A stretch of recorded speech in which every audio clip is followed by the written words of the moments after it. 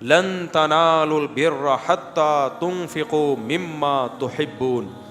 اللہ کہتے ہیں تم نیکی کی حقیقت کو اس وقت تک نہیں پہنچ سکتے جب تک محبوب چیز اللہ کی راہ میں صدقہ نہ کرو. آج صدقے خیرات تو ہم کرتے ہیں, لیکن اتنا کرتے ہیں کہ دل میں تکلیف نہ ہو. تو کبھی کبھار ایسا صدقہ کر دینا چاہیے کہ دل پہ تھوڑے سے آرے چل رہے ہوں. تو اللہ کہتے ہیں نیکی کی حقیقت تو تب پتہ چلے گا کہ تم اللہ پر ایمان رکھتے ہو. تو کبھی کبھار, میں نہیں کہہ رہا ہمیشہ کرتے رہیں, اس سے تو ایسا نہ ہو ہارٹ اٹیک سے مر ہی نہ جائے گا. اللہ اپنی محبت کے دعوے کو دلیل کے بغیر قبول نہیں کرتا, دلیل کے بغیر قبول نہیں کرتا. تو آرے تھوڑا سا گھسائی ہونی چاہیے دل کی. ہمارے حضرت ایک شعر پڑھا کرتے تھے, آئینہ بنتا ہے رگڑے لاکھ جب کھاتا ہے دل, کچھ نہ پوچھو دل بڑی مشکل سے بن پاتا ہے دل. دل پہ جب رگڑے لگتے ہیں نا قربانی کے, تو پھر دل میں اللہ کی محبت کے انوار پیدا ہوتے ہیں. تو ہمت کر کے نا کبھی کچھ بڑی رقم بھی صدقہ کر دیا کریں. صحابہ تو بہت آگے جا چکے تھے. ابو طلحہ انصاری رضی اللہ تعالی عنہ نبی کی خدمت میں آئے, عرض کیا یا رسول اللہ, اللہ نے کہا ہے کہ محبوب چیز صدقہ کرو گے تو پھر فائدہ ہے, پھر نیکی ہے. تو مجھے سب سے زیادہ محبوب میرے باغ ہے. وہ پراپرٹی تھی ان کی. باغ اس زمانے میں ایسا جیسے بحریہ ٹاؤن میں بنگلہ, آپ نے ساری زندگی محنت کر کے کمایا ہو. تو یا رسول اللہ میں چاہتا ہوں اپنا باغ اللہ کی راہ میں. دنیا مسافر خانہ ہے نا, کوئی بات نہیں. آپ نے فرمایا بخن بخن واہ واہ ذاک مال رابح, تو بڑا قیمتی مال ہے. اتنا بڑا باغ, پراپرٹی, پھلدار باغ, وہ صدقہ کر رہے ہو. اس کی ویلیو بنگلے سے زیادہ تھی, کیونکہ وہ سورس آف انکم تھا. سمجھتے ہو گے نہیں سمجھتے؟ میں نہیں کہہ رہا کہ آپ ایسا کریں, کیونکہ اگر کل آزمائش آئی تو پھر مجھے بھی برا بھلا کہو گے اور اللہ میاں کو بھی کہنا شروع کر دو گے. تو اس لیے علماء کہتے ہیں اتنے تقوی کرو جتنا ایفورڈ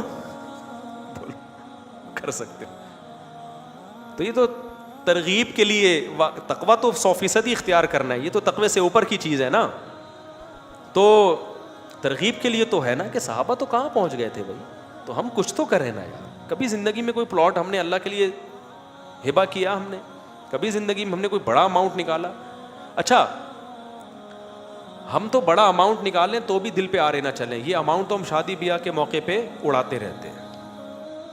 دیکھا ہوگا آپ نے, ولیموں پہ اڑا دیا اتنا پیسہ, شادی بیاہ پہ اڑا دیا اتنا پیسہ, ذرا ذرا سی تقریبات پر اتنا پیسہ اڑا دیا. یار کم از کم اتنا پیسہ کبھی اللہ کو خوش کرنے کے لیے بھی اڑایا کرو نا.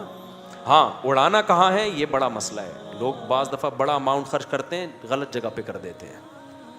تو جب آپ خرچ کرو, ہم نے اپنے علماء سے سنا ہے کہ صدقہ خیرات بھی بہت سوچ سمجھ کے کرنا چاہیے. اللہ کی نعمت کو ضائع مت کرو, مستحق سے مستحق کو تلاش کرو.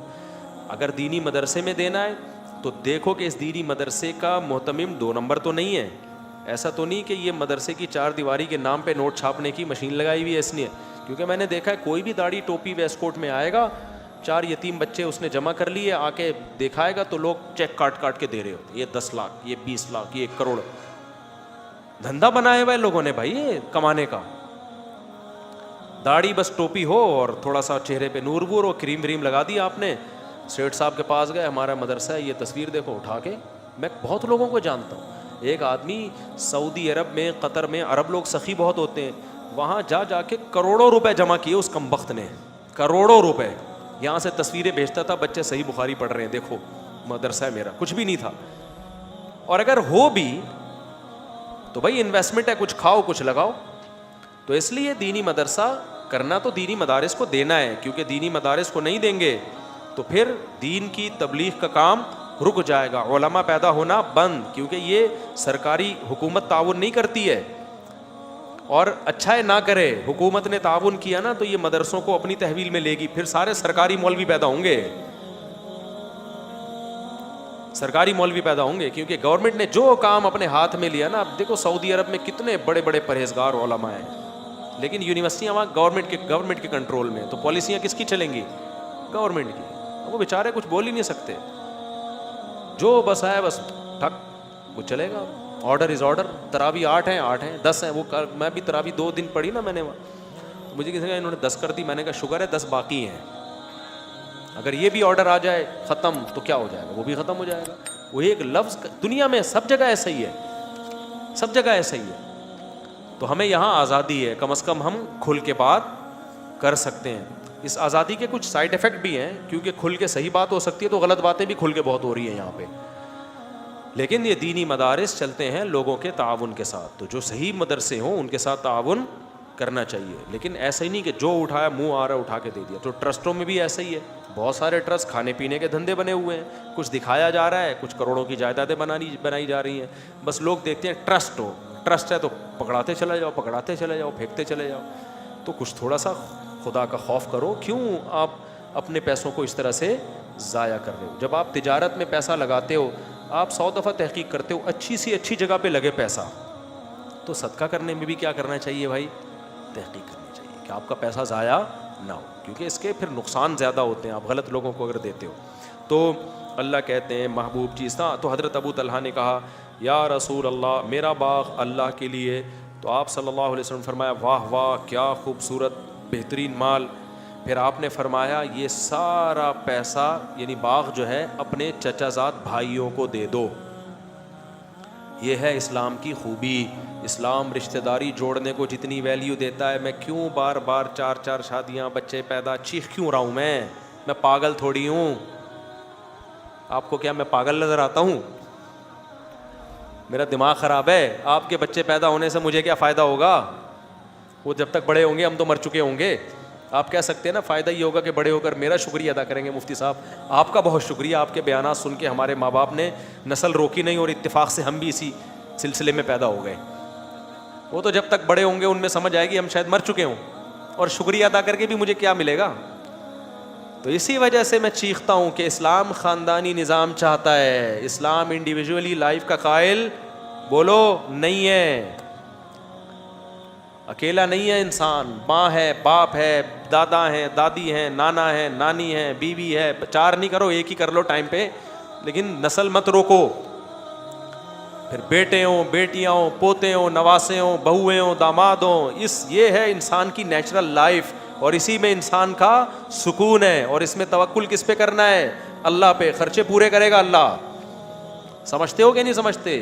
لوگ کہتے ہیں گراؤنڈ ریئلٹی کو بھی تو دیکھو, زمینی حقیقت کو بھی تو دیکھو, مہنگائی دیکھو اور بچے پیدا کرتے چلے جائیں. گراؤنڈ ریئلٹی دیکھو, لیکن اس آنکھ سے دیکھو جو چشمہ اللہ نے آپ کو لگا کے دیا ہے.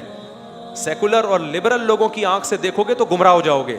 عقل کا استعمال جب وحی کی نگرانی میں ہوتا ہے تو عقل صحیح سوچتی ہے, اور وحی کی تعلیمات کے بغیر ہوتا ہے تو عقل گمراہی کی طرف لے کے جاتی ہے. انہی عقل پرستوں نے تو ہومو سیکشولیٹی کو لیگل کر دیا نا.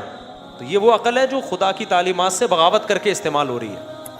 تو گراؤنڈ ریئلٹی ایک طرف یہ کہتی ہے نا مہنگائی غربت, گراؤنڈ ریئلٹی یہ کہتی ہے کہ بچے جب پیدا ہوتے ہیں تو ماں کی چھاتیوں میں فوراً دودھ آ جاتا ہے. اس کا مطلب جس نے پیدا کیا وہ غافل نہیں ہے, تو وہ دوسرے میں بھی دے گا. آپ کہہ سکتے ہو دودھ آ رہا ہے نا بھائی, اس وقت ضرورت دودھ کی ہے اس لیے دودھ آ رہا ہے. اللہ بتا رہا ہے کہ جس وقت جو چیز کی ضرورت ہوگی وہ میں دے دوں گا. دودھ پیدا کرنا تو سب سے مشکل کام تھا, باقی چیزیں تو انسان پیدا کر لیتا ہے, دودھ نہیں پیدا کرتا. آج تک کوئی کمپنی دودھ پیدا نہیں کر سکی ہے ماں کا دودھ, اور اس کا آلٹرنیٹ بھی پیدا نہیں کر سکی. اللہ کہتے ہیں جو چیز تم پیدا کر نہیں سکتے تمہارے ہاں بچہ پیدا ہونے پہ وہ پیدا کر دیتا ہوں. تو اسکول کی فیسیں تو آسان ہے, سمجھ میں آتی ہے بات کہ نہیں آتی ہے؟ یہ تو زیادہ آسان ہے. تو اس لیے نبی نے رشتہ داری جوڑنے, تو آپ نے حکم دیا حضرت ابو طلحہ کو کہ یہ باغ کس کو دے دو, کیونکہ ان کے چچا زاد بھائی غریب تھے. تو کس کو دے دو بھائی؟ تو آج رمضان میں یہ عزم کرو کہ ہمارے قریب ترین رشتہ داروں میں جو غریب ہوگا ہم نے اس کے ساتھ تعاون کرنا ہے. جن کو اللہ نے دولت دی ہے نا وہ منتھلی باندھ دیں اماؤنٹ.